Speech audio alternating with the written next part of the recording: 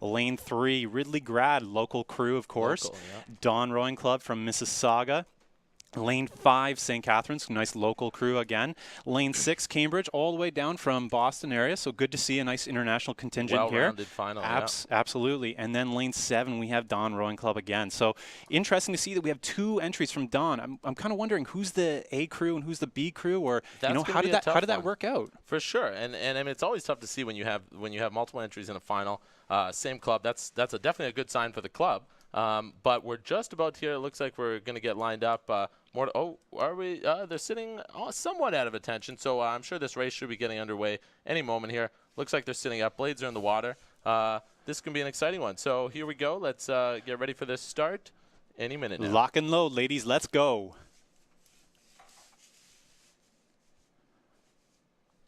Just getting those boats nice and even. All the crews at the start. And, Troph, it shouldn't take too much work today for the boats to stay perfectly aligned because we have a nice calm day. But, how does that work with the bowman trying to keep it straight? Exactly, and especially in these women's quads. We're off here now with a nice clean start, just approaching the 100 meters mark to get us through to the callback line. And then now we are well under our way here. Okay, so just like you said, Wafi, I mean, we're in a situation here where we have the quad, the men and women's quad. Here we're looking at the women under 19 quad. There is no coxswain, so to say, steering the boat. So it's just these 4 ladies getting themselves down the course.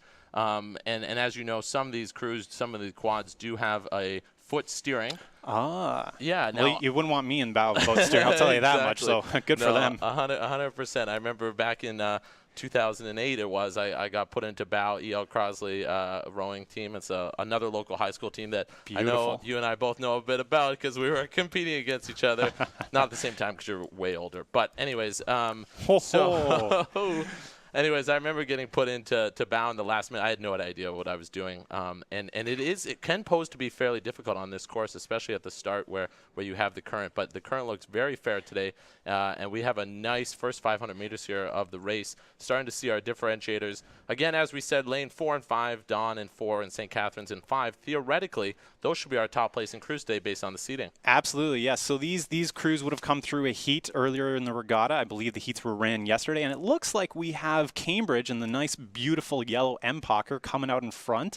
Yeah. They are loading very well into the front end. You can see them grabbing the water and then driving the hips into the bow. So this is some great energy from them to start off. Exactly. And a nice rate, still well above 30 here as they come into the I thought the same. They are cooking with gasoline, folks. Exactly. And will that gasoline run out is the question here, because now they should be getting into that kind of base pace rhythm. Lanes 7 and 2 just drifting back a little bit from the pack with of course, like you say, Cambridge in lane 6, though. So, again, that would mean that Cambridge maybe wasn't the top crew to come through the semis, which, of course, could add to an exciting race here today. Definitely. And, I mean, with these young competitors, the race strategy is very, very critical. They spend a lot of time in their season getting ready to spread out their attacks and their moves throughout the 2,000 meters. So, Cambridge may have gone a little bit aggressive in the beginning to stake out some turf, but I wouldn't discount the hometown crew from St. Catharines, of course. Nice local crew to see. Absolutely.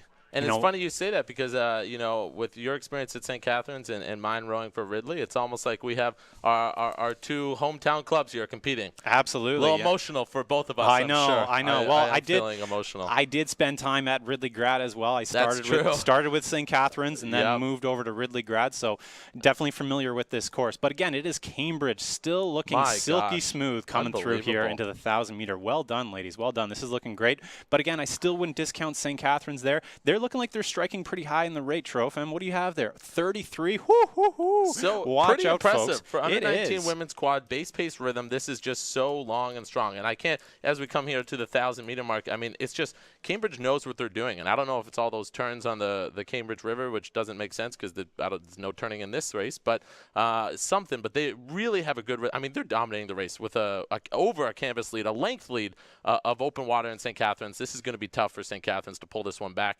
And the problem here now for the rest of the field is Cambridge is too in control. And now wait a second. Let me not to speak too soon. Argonaut in lane 2.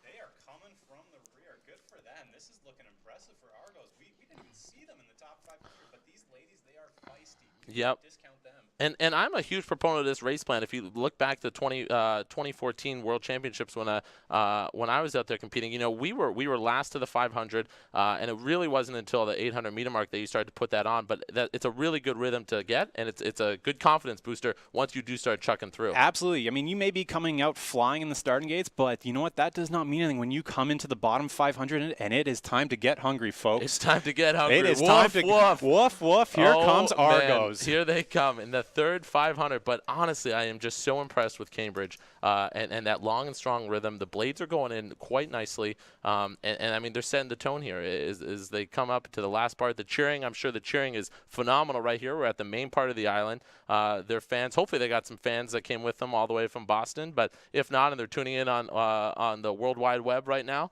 hopefully you can share in our excitement for you. Yes, folks. Hopefully you are watching this because we are in for a great race as we come to the last quarter. Again, it is still Cambridge looking very strong and relaxed coming in the bottom 500. But you know what? There's still lots of time to make up. Lots of time. I would not discount any of these crews still, particularly Argos. When we saw that shot at coming into that last 500 that was whoo. And we'll get the line here coming up. Here we go. 1,500 meters. So the last 5, we'll see that line as they come across. And so wow, Cambridge with a dominant knee. But let's look at the bottom of our screen here and see what we get for Argos.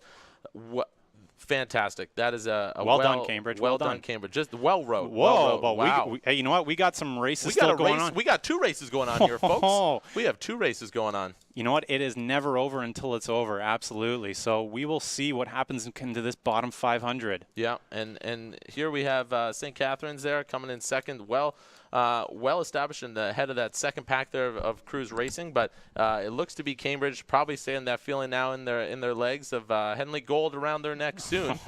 They can feel it. It's getting closer, and they are coming into the earshot of the grandstands. Of course, you know, we have a beautiful day. Hopefully the grandstand is full of competitors. I know it was when I drove through Port, or full of spectators. My apologies. Exactly. When I drove through Port Dalhousie, it is a beautiful day here, folks, and Cambridge is making the most of it. Yeah, and that's for sure. But that's not to say St. Catharines putting on a really good last push there. They're going to definitely take that. Looks like that second place finish for sure, but not easily. They're putting in a good fight there. But and here's the thing, Trofam, what stroke rate are you getting on St. Catharines? Because they are coached by local hero Michelle Fisher. She is known for generating very feisty crews, and that's exactly what they are doing right here, right now. Exactly. I'm what getting kind of rate? 37.5 for St. Catharines, which is pretty great. Which is pretty great in that last final, but you could see with Cambridge in the last 250 here, they're seeing the red buoys. They know the end is near, and a medal will soon be around their neck as long as everything goes smoothly here in the last bit. But it's just so long and strong, and really in a quad, I mean, it's doing the work for you, right? So it's pretty incredible, and they're gonna do some good work here today, and it's great to see for them. Absolutely. As the American flag here blows in the wind next to its neighbor, Canada, of course. But here they come through the line unofficially.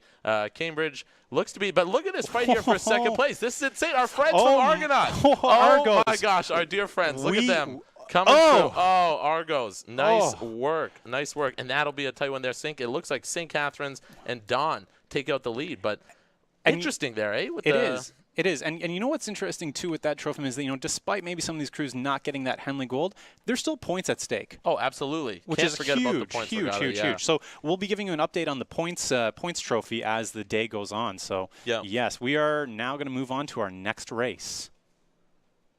The men's senior lightweight quad.